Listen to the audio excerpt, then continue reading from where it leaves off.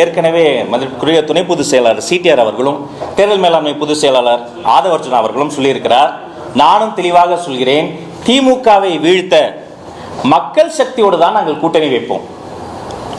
பாசிச சக்தியோடு சேர்ந்திருக்கிற யாரோடும் எங்களுக்கு ஒட்டும் இல்லை, உறவும் இல்லை. அவர்களுக்கு எப்படியோ தெரியாது, எங்களுக்கு பாசிசமும் ஒன்றுதான், பாயாசமும் ஒன்றுதான். ஏற்கனவே மக்கள் தந்த கசப்பான பாடங்களை எல்லாம் மறந்து அவர்கள் பாசிசத்தோடு சேர்ந்து நிற்கிறார்கள். நாங்கள் அப்படி கிடையாது. மக்கள் சக்தியோடு சேர்ந்து திமுக என்ற இந்த நிர்வாக சீர்கேடாக நிற்கக்கூடிய இந்த சக்தியை நாங்கள் வீழ்த்தி காட்டுவோம். வேறு யாரோட ஆளுங்கட்சியில் இருக்கக்கூடிய திமுகவை வீழ்த்துவதற்கு நாங்கள் இப்ப தனியாக தான் நிற்கிறோம்.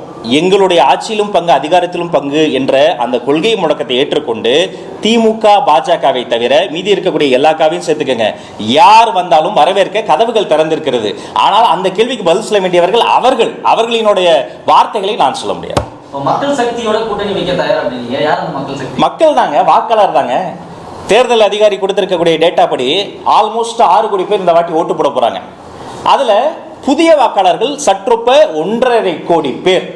இந்த புதிய வாக்காளர்கள் 1.5 கோடி பேர் மட்டுமே எங்களுக்கு ஓட்டு போட்டுருவாங்க அல்லது மொத்தமாக ஓட்டு போட்டுருவாங்கன்னு கூட நாங்கள் சொல்லலை. ஆனால் மார்க் மை வேர்ட்ஸ், ஒவ்வொரு திமுக கட்சிக்காரனுடைய வீட்டிலும் ஒரு தாவேகா தொண்டர் இருக்கிறார், ஒரு தாவேகா அனுதாபி இருக்கிறார், ஒரு தாவேகாவினுடைய தோழர் இருக்கிறார். எனவே மக்கள் சக்தி என்பதை, மாபெரும் சக்தி என்பதை மீண்டும் சுட்டிக்காட்டுகிறேன். காலமது கடந்த காலங்களில் விஜயகாந்த் மக்களோட தேவையோட கூட்டணி சொன்னாரு. ஆமா, அவரே ஆதிமுக கூட்டணி சென்றாரு. ஆமா, இப்ப நீங்க வந்து மக்கள் சக்தியோட கூட்டணின்றீங்க, இதையும் அதை நோக்கி தான் போகுமா? இல்ல அவரு கடந்த காலங்களில் திட்டமிட்டு எப்படியெல்லாம் கேப்டனை வீழ்த்தினாங்க என்பதை பத்திரிகைகள் நீங்களே அறிவீங்க. கலைஞர் அவர்களே ஒரு பத்திரிகையாளர் தான். பத்திரிகையாளரினுடைய மகனாக இருக்கக்கூடிய ஐயா மு.க. ஸ்டாலின் அவர்கள் இந்த அண்ணா யூனிவர்சிட்டி வழக்கில் கூட பத்திரிகையாளர்களை தான் ரொம்ப துன்புறுத்துட்டாங்க. இந்த எஃப்ஐஆர் டீட்டெயில்ஸ் வெளில விட்டது காவல்துறை. நீங்களும் அப்படி வெளில விட்டீங்கன்னா பத்திரிகையாளர் கொண்டு போய் விசாரணைன்ற பேர்ல மிரட்டினாங்க. பத்திரிகையாளர்களுடைய வீட்டில் இருக்கக்கூடியவங்களாம் மிரட்டினாங்க. அதே பத்திரிகையில் இருக்கக்கூடிய ஒரு சிலரை ஆளுங்கட்சிக்கு ஆதரவாக பத்திரிகையாளர் என்றும் எழுத்தாளர்கள் என்றும் அவர்களை எல்லாம் பேரோல்ல கொண்டு வந்து திட்டமிட்டு வதந்தியை, விஷமத்தை பரப்பி கொண்டே இருக்கிறாங்க. இவர் கேட்டார்ல, எப்ப பார்த்தாலும் ஒரு கேள்வி கேட்பாங்க, பி டீம்னு.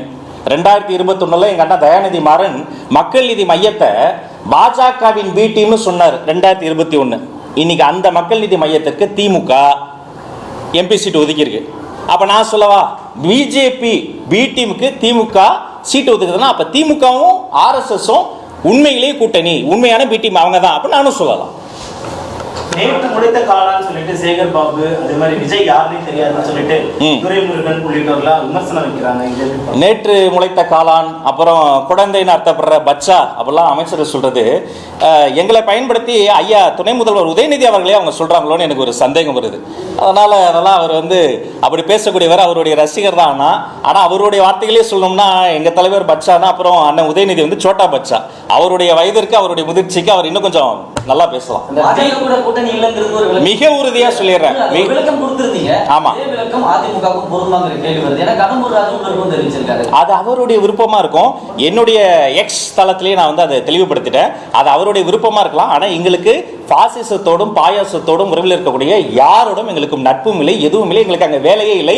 எங்கள் வேலை களத்தில், எங்கள் வேலை மக்களோடு. அதிமுக மக்கள் சக்தியா பாசிசம் பாயாசம்? அது அவங்க கிட்ட கேளுங்க. தாவேகா எப்பவுமே மக்கள் சக்தி, தாவேகா எப்பவுமே மக்களுக்கான சக்தி. அண்ணா யூனிவர்சிட்டி கேஸ்லயே எங்களுடைய பெண்களை அன்னைக்கு கைது பண்ணாங்க, மூச்சு கூட விட முடியாத இடத்துல அடைச்சு வச்சாங்க. எங்களுடைய பொதுச் செயலாளர் என்ன ஆனந்த் அவர்கள் அந்த இடத்துல காவலராக இறங்கி நின்னார். இன்னைக்கு வட சென்னையில அதே பண்றாங்க, அடிச்சுட்டாங்க. அப்போ எங்க புதுசுல அங்க போய் நிக்கிறாரு, எங்களுடைய தலைவர் அங்க கிட்டலாம் பேசுறாரு. அதனால இதுலயே உங்களுக்கு தெரியும் திரும்ப யார் மக்கள் சக்தி என்பது. உண்மையான மக்கள் சக்தி என்பது தமிழக வெற்றி கழகம் தான். இந்த செய்தியை உலகெங்கும் கொண்டு சேர்க்கக்கூடிய ஊடக உறவுகள் அத்தனை பேருக்கும் நன்றி. குழப்பம் நிலவுது. பொருளாளர் அதிமுகவோட கூட்டணி வைக்க வேண்டும் சொல்றாரு. நிர்வாகிகளுக்கிடையே ஒரு சலசலப்பு இருக்குன்னா செய்திகள். யார் சொன்னது?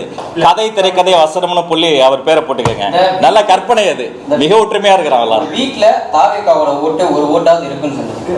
தாவேகாவோட என்ன ஓட்டு, ஒரு வீட்டுல ஒரு ஓட்டு வாங்குறதா இல்ல ஓட்டை பிரிக்கிறதா? இல்லைங்க, ஓட்டை பிரிக்கிறது எங்களுடைய வேலை கிடையாது. மக்களின் நம்பிக்கையை வெல்லணும், மக்கள் பணி செய்யணும். மக்களினுடைய நம்பிக்கையை வென்றது தான் எங்களுடைய வெற்றி தலைவர் செல்லும் திசையெல்லாம் அலைக்கடலான வரக்கூடிய கூட்டத்தை நம்ம பார்க்கிறோம். அதனால ஓட்டை பிரிப்பதோ யாரோ ஒருவருக்காக வேலை செய்வது இது சிறுமைப்படுத்துவது. டெமோக்ரஸியில் மிக முக்கியமான விஷயமே நியூக்ளியர்ஸ் வரும்பொழுது அவங்களுக்கு ஈக்குவலான ஆப்பர்ச்சுனிட்டி கொடுத்து அவங்களை வேலை செய்ய வர்றது தான். ஆனால் இவங்க இந்த மறைமுக நெருக்கடி, நேரடி நெருக்கடி, மேலே கை வைக்கிறது, உங்கள் உருட்டல் மிரட்டலுக்கெல்லாம் பயந்த காலம் கிடையாது. இது 2025, அடுத்து 2026. நான் ஆரம்பத்தில் சொன்னதை சொல்லி நிறைவு செய்கிறேன். மீண்டும் எங்கள் பெண்கள் மீது கை வைத்தால் மக்கள் போராட்டம் வெடிக்கும். நன்றி. இன்னும் நியமிக்கப்படாது சார், இன்ஃப்ராஸ்ட்ரக்சர் இன்னும் முழுமையடையல. ஒரு டீடைல்ல வந்து அடைச்சு வச்சது ஒரு திருமண மண்டபம். ஆமா, அது வந்து 2 ஃப்ளோர் இருக்கு. ஆமா, கீழ் ஃப்ளோர்ல இருந்தாங்க, நிறைய இடங்கள் இருந்து அந்த இடம் வந்து மூச்சு திணற இடத்துல அடைச்சாங்க. நீங்க சொல்றது எப்படி? நீங்க உள்ள போய் பாத்தீங்க தோழர். நானும் சொல்றேன். ஆமா ஆமா நான் சொல்றேன், நானும் சொல்றேன். ஆனா இந்த போராட்டம் என்பது ஒரு கைப்பட எழுதிய கடிதத்தை டெமோக்ராட்டிக்கா மற்ற பெண்களுக்கு கொடுக்குறது. ஏன்னா இப்போ ஒரு அச்சம் நிலவியது. அண்ணா யூனிவர்சிட்டியில் இப்படி நடந்துட்டா வெளில வர முடியாதா? அந்த உழைக்கும் மகளிர், படிக்கும் பெண்கள், அவர்களுக்கான ஒரு கான்பிடன்ஸ் கொடுப்பதற்கான ஒரு லெட்டர். அதற்கு அதிரடியாக அனைவரையும் கைது செய்து அடைத்து வைத்தது தவறுதான். அது அது மாற்றுக்கிறதே கிடையாது. அவங்க என்ன தப்பு பண்ணாங்க? அவங்க எங்கேயாவது போய் வேற ஏதாவது போராட்டம் பண்ணாங்களா? பொதுமக்கள் சொத்துக்கு இடையூறு செய்தாங்களா? தாவேக்காவை சார்ந்தவர்கள், அதனால அப்படி அடைத்து வைத்தோம். நன்றி சார்.